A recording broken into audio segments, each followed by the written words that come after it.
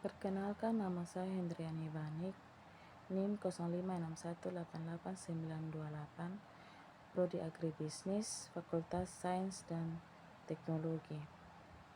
Saya akan menjelaskan pertanyaan-pertanyaan di bawah ini. 1. Jelaskan perbedaan antara proses adopsi dan proses induktif inovasi pertanian serta contohnya.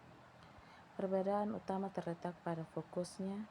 Adopsi adalah proses internal individu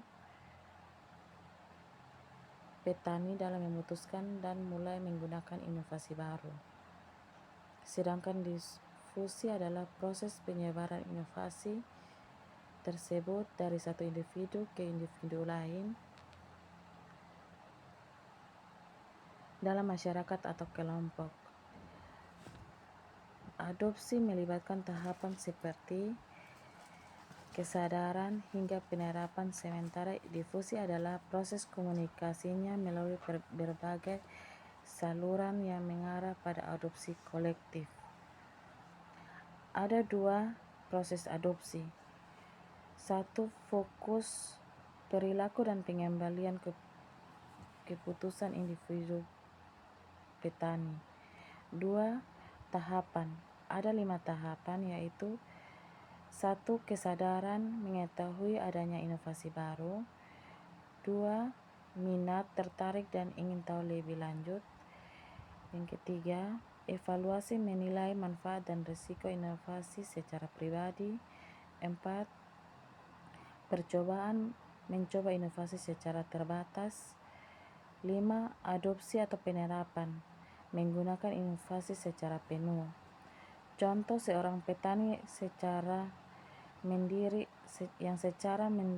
mengunjungi Balai Penyuluhan Pertanian untuk mempelajari teknologi irigasi tetes, mempertimbangkan keuntungannya mencoba sistem tersebut di sebagian sawah, dan akhirnya memutuskan untuk menggunakan di seluruh lahan setelah melihat hasilnya. Proses difusi, fokus penyebaran inovasi dari satu orang ke orang lain. Mekanisme komunikasi melalui saluran tertentu, misalnya dari penyuluh ke petani, dari petani ke petani lain, dalam jangka waktu tertentu.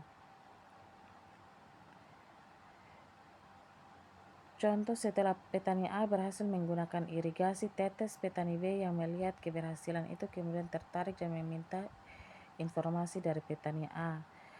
Soal yang kedua, seorang penyuluh diharapkan dapat membantu untuk mempercepat proses difusi inovasi. Penyuluh dapat mempercepat difusi inovasi dengan membangun hubungan yang baik, mengkomunikasikan manfaat inovasi secara efektif, memotivasi sasaran untuk mengadopsi, serta menggunakan berbagai saluran komunikasi termasuk media sosial untuk menjangkau lebih banyak orang. Berikut upaya-upaya yang dapat dilakukan penyuluh. 1. Membangun hubungan dan komunikasi. 2. Mengkomunikasi informasi dan manfaat inovasi. 3. Memotivasi dan mendorong adopsi. 4. Memanfaatkan beragam media dan saluran. Pertanyaan ketiga, salah satu pendekatan penyuluh adalah penyuluhan partisipatif. Mengapa disebut partisipatif? Pendekatan ini secara aktif melibatkan audiens atau masyarakat sasaran dalam setiap tahapan proses penyuluhan, bukan sekedar menjadi penerima informasi pasif. Berikut adalah karakteristik utama dari penyuluhan partisipatif beserta penjelasannya.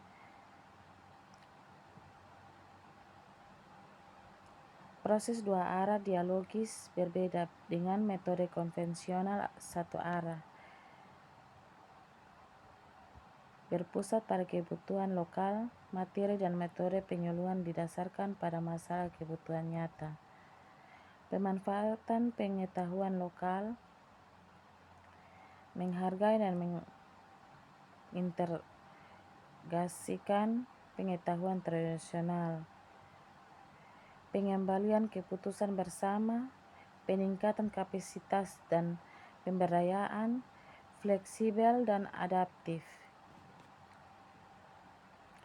Pertanyaan keempat, bandingkan karakteristik jenis pendekatan sistem latihan dan kunjungan dengan pendekatan partisipatif. Pendekatan sistem latihan kunjungan berfokus pada transfer pengetahuan yang terstruktur dan terpusat pada penyuluh.